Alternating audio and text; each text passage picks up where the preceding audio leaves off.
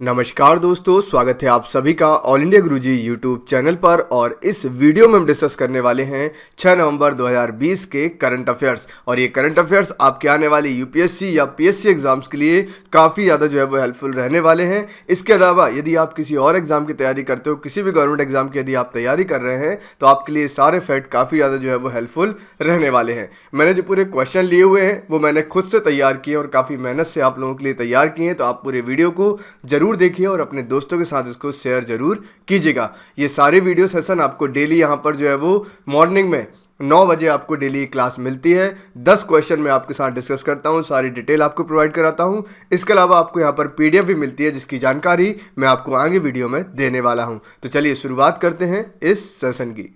First question यहाँ पर है, निम्नलिखित कथनों पर विचार कीजिए। सीपीसीबी एक संवैधानिक निकाय है। इसकी स्थापना वायु प्रदूषण निवारण व नियंत्रण अधिनियम 1981 के तहत की गई थी। आपको बताना है इनमें से कौन सा जो है वो ऑप्शन सही है। केवल एक सही है, केवल दो सही है, दोनों सही है, ना तो एक सही है और ना ही दो सही है। तो इसका राइट आंसर क्या होगा? राइट आंसर यहाँ पर होगा ऑप्शन डी, ना तो एक सही है और ना ही दो सही है। मतलब सीपीसीबी ना तो संवैधानिक निकाय है और ना यहाँ पर वायु अधिनियम 1981 के तहत जो है वो इसकी स्थापना की गई थी। तो फिर रियल फैक्ट क्या होंगे? तो यहाँ पर आप देख सकते हैं यह जो है वो एक सांविधिक निकाय है। इसके बारे में भी आपको बताऊंगा।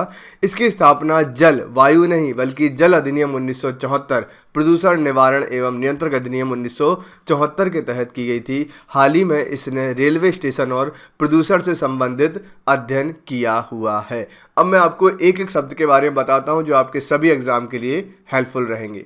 सबसे पहले हम यहाँ पर बात करेंगे कि आखिर सीपीसीबी है क्या। सीपीसीबी का फुल फॉर्म होता है सेंट्रल पॉल्यूशन कंट्रोल बोर्ड। क्या होता है? सेंट्रल पॉल्यूशन कंट्रोल बोर्ड जो है वो इसका फुल फॉर्म होता है। इसको आप ध्यान रखना। अब ये जो है वो संवैधानिक नहीं बल्कि सांविधिक निकाय है। देखिए, संवैधानिक निकाय का मतलब ये होता है ऐसी बॉडीज, ऐसे निकाय जिनके बारे में आर्टिकल दिया गया है हमारे संविधान में। कोई भी आर्टिकल, चाहे आप इलेक्शन कमीशन की बात करो या कोई भी इस कमीशन की बात करो, ये सभी संवैधानिक निकाय कहलाते हैं। अब आता है कि सांविधिक निकाय या स्टैच्यूटरी बॉडी जो है वो किसको कहते हैं। तो सांविधिक निकाय जो है वो उन निकायों को कहते हैं जिनके लिए कानून बनाया जाता है। ठीक है, जिनके लिए हम कानून बनाते हैं संसद में, उनको जो है वो सांविधिक निकाय यहाँ पर कहा जाता है। और उस कानून के तहत जो है वो काम करते हैं ये बॉडी या ये निकाय। लेकिन इनको अपनी सारी जानकारियां जो है वो संसद या मंत्रिमंडल को देना जो है वो जरूरी होता है। इसको आप ध्यान में रखिएगा। बाकी यदि और भी आप किसी टॉपिक पर वीडियो चाहते हैं, यदि आप पॉलिटी अच्छे से पढ़ना चाहते हो, तो आप मुझे कमेंट सेक्शन में ज़रूर बताइएगा। तो मैं आपको लिए वो जो है वो वीडियो सारी बनाकर ले आऊँगा। इसके अलावा एक इन्फॉर्मेशन और आपको मैं यहाँ पर दे दूँ। यदि आप यूपीएससी सीएससी एग्ज़ाम क्लियर करना चाहते हैं और अपने ऑप्शनल की सबसे शानदार तरीके से तैयारी करना चाहते हैं, तो आपको अनअकैडमी आपके लिए लेकर आया है complete preparation strategy of UPSC CSC optional bye Unacademy top educators.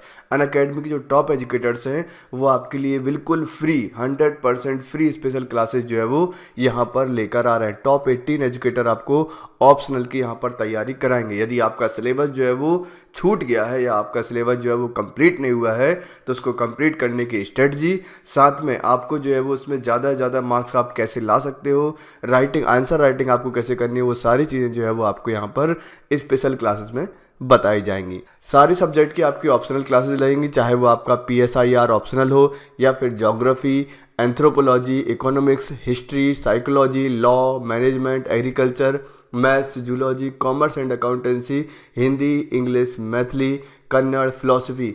ऐसी बहुत सारी क्लासेस आप लोगों के लिए फ्री ऑफ कॉस्ट आने वाली हैं। इन सभी की लिंक आपको डिस्क्रिप्शन में जो है वो देखने को मिल जाएगी। आप जाइए, लिंक पर क्लिक कीजिए और सभी फ्री लाइव क्लासेस का जो है वो फ़ायदा उठाइए और अपने एग्ज़ाम को जो है वो क्वालिफाई कीजिए। नेक्स्ट क्वेश्चन यहाँ पर है, निम्नलिखित कथनों पर विचार कीजिए। हिमालयन ब्राउन बियर का आयुसीएन स्टेटस वल्नरेबल है। यह हाल ही में किए गए अध्ययन से पता चला है कि 2050 तक इसके निवास ने 80% की कमी आ सकती है। ठीक है, तो इसके जो निवास में 80% की कमी आ जाएगी किसके? हिमालयन ब्राउन बियर के। अब आपको बताना है कि ये सही है या फिर गलत है। केवल एक सही है, केवल दो सही है, दोनों सही हैं, ना तो एक सही है और ना ही दो सही है। तो इसका राइट आंसर होगा ऑप्शन ए, केवल एक ही यहाँ पर सही है। मतलब हिमालयन ब्राउन बियर जो है इसका जो IUCN स्टेटस है वो क्या है, वल्नरेबल है। इसको आप यहाँ पर ध्यान रखना। अच्छा, आपको बताना है IUCN का फुल फॉर्म क्या होता है। सभी लोग कमेंट सेक्शन में ज़रूर बताइएगा। यदि आप आगे ऐसे ही करंट अफेयर चाहते हैं मुझसे तो आपको भी जो है वो पार्टिसिपेट करना होगा। तो IUCN का फुल फॉर्म क्या होता है आप मुझे कमेंट सेक्शन में ज़रूर बताइएगा। अब ये चर्चा में क्यों है, तो हाल ही में ZSI के द्वारा किए गए अध्ययन से पता चला है कि 2050 तक इसके निवास में 80 नहीं बल्कि 70% की कमी आ सकती है। और इसका जो वैज्ञानिक नाम होता है वो क्या होता है, उर्सस आर्क्टोस इसोबेलिनस। क्या होता है, उर्सस आर्क्टोस इसोबेलिनस। इसको आप ध्यान रखिएगा, किसका फुल फॉर्म होता है, Himalayan brown bear. Himalayan brown bear जो है इसका साइंटिफिक नेम या वैज्ञानिक नाम क्या होता है, उर्सस आर्क्टोस इसोबेलिनस। इसको आप ध्यान में रखिएगा, ठीक है। ये एग्जाम में पूछे जाते हैं इस तरीके के क्वेश्चन। अब ZSI क्या होता है, तो ZSI का फुल फॉर्म होता है जूलॉजिकल सर्वे ऑफ इंडिया। क्या होता है, zoological survey of India. Zoological survey of India जो है वो इसका फुल फॉर्म होता है। इसको भी आप ध्यान में रखिएगा। निम्नलिखित कथनों पर विचार कीजिए। INS कावारत्ती 3 इंजनों से संचालित है। यह प्रोजेक्ट 28 का तीसरा पनडुब्बी रोधी युद्धपोत है। आपको बताना है कि इनमें से सही क्या है। केवल एक सही है, केवल दो सही है, दोनों सही है, ना तो एक सही है और ना ही दो सही है। तो इसका राइट आंसर क्या होगा, राइट आंसर होगा ऑप्शन डी, ना तो एक सही है और ना ही दो यहाँ पर सही है। राइट, तो इसको आप ध्यान रखिएगा। अब हमारे लिए क्या इंपॉर्टेंट है, तो फिर सही जानकारी क्या है, तो सही जानकारी यहाँ पर है यह 4 इंजनों से संचालित होता है। INS कावरत्ती जो है वो 4 इंजनों से चलता है। ये आपके किसी भी एग्जाम में आ सकता है, चाहे वो आपका UPSC हो, PSC हो, रेलवे हो, SSC हो, सभी एग्जाम में आपके क्वेश्चन पूछा सकता है। तो ये जो है वो 4 इंजनों से संचालित है तथा प्रोजेक्ट 28 के तहत निर्मित चौथा या अंतिम युद्धपोत है तथा यह एक स्वदेशी युद्धपोत है। ये भी आप ध्यान रखना, काफ़ी इंपॉर्टेंट मैं आपको फैक्ट यहाँ पर बता रहा हूँ। साथ में यदि आपको वीडियो पसंद आ रहा हो तो वीडियो को लाइक और शेयर जरूर करते चलिएगा, जिससे मुझे जो है वो मोटिवेशन मिलेगा और मैं आपके लिए और ऐसे ही वीडियोस बनाता रहूँगा। आगे बढ़ते हैं। निम्नलिखित कथनों पर विचार कीजिए। आर्मी एविएशन कॉर्प्स की स्थापना 1985 में की गई थी। इसका नेतृत्व लेफ्टिनेंट जनरल के द्वारा किया जाता है। केवल एक सही है, केवल दो सही है, एक और दो सही है, ना तो एक सही है और ना ही दो सही है। तो राइट आंसर क्या होगा, राइट आंसर होगा ऑप्शन बी, केवल और केवल दो यहाँ पर सही है। आर्मी एविएशन कॉर्प्स जो है उसका नेतृत्व, उसका लीडरशिप कौन करता है, उनके हेड कौन होते हैं, वो होते हैं लेफ्टिनेंट जनरल। इसको आप ध्यान में रखिएगा, आर्मी एविएशन कॉर्प्स के।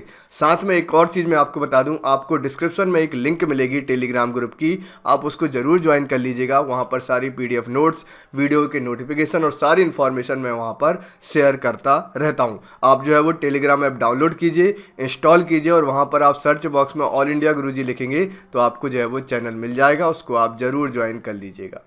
आगे बढ़ते हैं।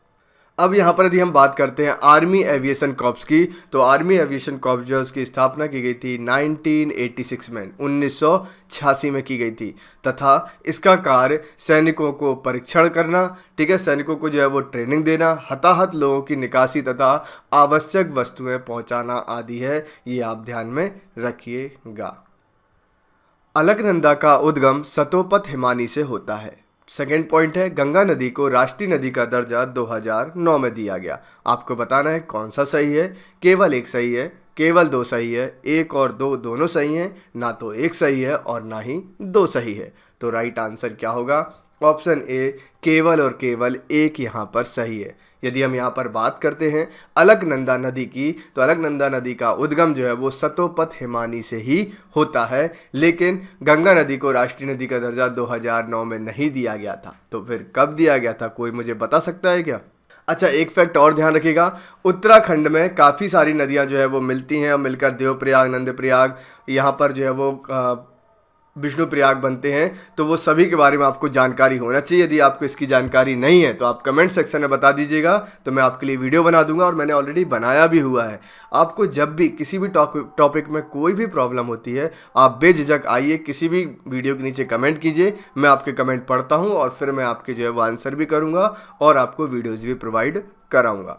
तो यहाँ पर यदि हम बात करते हैं, गंगा नदी को जो है वो राष्ट्रीय नदी का दर्जा 2008 में दिया गया था, 2009 में नहीं दिया गया था। हाल ही में एनएमसीजी के द्वारा गंगा उत्सव 2020 मनाया गया, ये भी आपको ध्यान रखना है। इसका उद्देश्य गंगा नदी के कायाकल्प हेतु जन सहभागिता को भी बढ़ावा देना है, ये भी आप ध्यान में रखिएगा। नेक्स्ट क्वेश्चन यहाँ पर आता है, हाल ही में सीवीसी के द्वारा सतर्कता जागरूकता सप्ताह मनाया गया है। सीवीसी किसी भी मंत्रालय या विभाग के अंतर्गत नहीं आती है। नीचे दिए कूट से सही उत्तर आपको चुनना है। केवल एक सही है, केवल दो सही है, एक और दो सही है, ना तो एक सही है और ना ही दो सही है। तो राइट आंसर क्या होगा? राइट आंसर यहाँ पर होगा ऑप्शन सी, एक और दो दोनों ही यहाँ पर सही हैं। हाल ही में सीबीसी के द्वारा जो है वो सतर्कता जागरूकता सप्ताह जो है वो मनाया गया है, इसको आप यहाँ पर ध्यान रखिएगा। अब सबसे पहली चीज़ तो यही आती है कि सीवीसी क्या होता है। सीवीसी का फुल फॉर्म होता है सेंट्रल विजिलेंस कमीशन। क्या होता है? सेंट्रल विजिलेंस कमीशन, इसको आप ध्यान रखना। इसके तहत जो है वो सतर्कता जागरूकता सप्ताह मनाया गया है। साथ में सीवीसी किसी भी मंत्रालय या विभाग के अंतर्गत नहीं आता है, इसको भी आपको ध्यान में रखना है। 27 अक्टूबर से 2 नवंबर तक सतर्कता जागरूकता सप्ताह मनाया गया है तथा सीवीसी को सीवीसी एक्ट 2003 के तहत सांविधिक दर्जा दिया गया। सांविधिक दर्जा मैंने आपको बता दिया। सांविधिक का मतलब क्या होता है? संसद में कोई भी नियम कानून बना दिया जाए और उस नियम के अधीन किसी भी निकाय की स्थापना, किसी बॉडी की स्थापना की जाती है तो उसको सांविधिक निकाय या सांविधिक बॉडी जो है वो यहाँ पर कहा जाता है। इसको आप ध्यान में रखिएगा। आप मुझे कमेंट में बताएंगे अभी हमारे चीफ विजिलेंस कमीशन जो है वो कौन है। ठीक है, सीवीसी के जो हेड हैं वो एग्जीक्यूटिव जो है वो कौन है, आपको मुझे कमेंट में बताना है। आप सर्च करके भी मुझे बता सकते हैं। 5 स्टार विलेज स्कीम एमएचआरडी द्वारा जारी की गई है। इसका उद्देश्य ग्रामीण क्षेत्र में शिक्षा से संबंधित अवसंरचना को विकसित करना है। असंरचना मतलब यहाँ पर अवसंरचना आएगा। राइट, नीचे कूट से सही उत्तर चुनिए। केवल एक सही है, केवल दो सही है, दोनों सही है, ना तो एक सही है और ना ही दो सही है। तो राइट आंसर क्या होगा? ऑप्शन डी, ना तो एक सही है और ना ही दो सही है। 5 स्टार विलेज स्कीम की यदि हम यहाँ पर बात करते हैं तो इसकी जो नोडल एजेंसी है वो है भारतीय डाक विभाग। इंडिया पोस्ट जो है वो इसकी नोडल एजेंसी है जिसको ऑर्गेनाइज कर रही है और इसका उद्देश्य जो है वो सुदूरवर्ती गाँवों में डाक सेवाओं के बारे में जागरूकता फैलाना है तथा इसकी शुरुआत महाराष्ट्र से की गई है और 2020-21 में 50 गाँवों को इसमें शामिल करने का लक्ष्य रखा गया है। ये फैक्ट, ये क्वेश्चन को आप लोग जरूर पढ़िएगा, चाहे आप किसी भी एग्जाम की तैयारी कर रहे हो। ये क्वेश्चन आने की संभावना मुझे काफ़ी ज़्यादा लग रही है, आप इसको पढ़कर जरूर जाइएगा। आगे बढ़ते हैं। देश का पहला मल्टी मॉडल लॉजिस्टिक पार्क किस राज्य में स्थापित किया गया है? असम में, मेघालय में, अरुणाचल प्रदेश में या फिर सिक्किम में? राइट आंसर क्या होगा? राइट आंसर होगा ऑप्शन ए, असम में। देश का पहला मल्टी मॉडल लॉजिस्टिक पार्क जो है वो कहाँ पर आया है? तो वो स्थापित किया गया है असम में। इसको आप ध्यान रखना। अब आपका काम क्या है? आपको असम के सीएम और असम के गवर्नर के बारे में पढ़कर आना है, उसको पढ़ना है और याद कर लेना है। तो यहाँ पर यदि हम बात करते हैं, ये जो है वो भारतमाला परियोजना के तहत 694 करोड़ रुपए की लागत से जो है वो विकसित किया जाएगा। तो यहाँ पर मल्टी मॉडल लॉजिस्टिक पार्क जो है देश का पहला वो असम में स्थापित किया गया है और ये भारतमाला परियोजना के तहत 694 करोड़ रुपए जो है वो इसमें लगाए जा रहे हैं और इसके तहत जो है वो इसका निर्माण किया जा रहा है, जो कि काफ़ी ज़्यादा आपके लिए इम्पोर्टेंट हो जाता है एग्जाम के पॉइंट ऑफ व्यू से। नेक्स्ट यहाँ पर आता है, आसन संरक्षण रिजर्व किस राज्य में स्थित है? उत्तराखंड में, हिमाचल प्रदेश में, मध्य प्रदेश में या कर्नाटक में? राइट आंसर यहाँ पर होगा ऑप्शन ए, उत्तराखंड में। आसन संरक्षण रिजर्व कहाँ पर है? आसन संरक्षण रिजर्व आपको मिलेगा उत्तराखंड राज्य में। हाल ही में इसे रामसर साइट में शामिल किया गया है और अब भारत की रामसर साइट कितनी हो गई हैं? 38। आपके एग्जाम में आएगा ये कि भारत में टोटल कितनी रामसर साइट हैं, तो वो है 38 रामसर साइट। और यदि आपको रामसर साइट के बारे में नहीं पता है तो आपको पढ़ना चाहिए, और यदि आप मुझसे पढ़ना चाहते हो तो आप कमेंट सेक्शन में ज़रूर बता दीजिएगा, तो मैं आपके लिए सेपरेट इसके लिए वीडियो बना दूंगा। राइट, तो हमारी टोटल 38 साइट हो गई और अब इसमें जो है वो आसन संरक्षण रिजर्व को भी जो है वो शामिल किया गया है। उड़ान योजना के तहत 2024 तक कितने हवाई अड्डे विकसित करने का लक्ष्य रखा गया है? 50, 150, 200 या फिर 100? तो राइट आंसर क्या होगा? राइट आंसर होगा ऑप्शन डी, टोटल 100। उड़ान परियोजना के तहत, उड़ान योजना के तहत 2024 तक कितने हवाई अड्डे विकसित करने का लक्ष्य रखा गया है? तो वो 100 हवाई अड्डे जो है वो यहाँ पर विकसित किए जाएंगे उड़ान योजना के तहत। अब यहाँ पर आता है साहब कि जो आपकी उड़ान योजना है उसका फुल फॉर्म क्या होता है? तो इसका फुल फॉर्म होता है उड़े देश का आम नागरिक। क्या है? उड़े देश का आम नागरिक जो है वो इसका फुल फॉर्म होता है उड़ान योजना का, याद रखेंगे। तो 2024 तक जो है वो 100 यहाँ पर एयरपोर्ट बनाए जाएंगे। इस योजना के तहत जो है वो 2024 तक 100 एयरपोर्ट विकसित किए जाएंगे, इसका लक्ष्य रखा गया है। इसको आप ध्यान में रखिएगा। तो ये थे आज के सारे क्वेश्चन। आपको ये पूरा वीडियो कैसा लगा कमेंट में ज़रूर बताइएगा। अभी जल्दी से आप जो है वीडियो को लाइक कर दीजिए, शेयर कर दीजिए, चैनल को सब्सक्राइब जरूर कर लीजिएगा। और कल हम फिर से मिलेंगे मॉर्निंग में 9 AM। भूलिएगा मत, समय टाइम पर आइएगा और क्लास को अटेंड कीजिएगा और इसका ज़्यादा से ज़्यादा बेनिफिट कीजिए। मैं गारंटी ले सकता हूँ कि आपके बहुत सारे करंट अफेयर क्वेश्चन आपके एग्ज़ाम में जो आने वाले हैं वो मेरी इस सीरीज़ से ज़रूर आएंगे। तो थैंक यू वेरी मच। कैसा लगा सेशन जरूर बताइएगा। सारी लिंक आपको डिस्क्रिप्शन में, कमेंट बॉक्स में मिल जाएंगी, आप ज्वाइन कीजिए। Thank you very much. Take care. जय हिंद।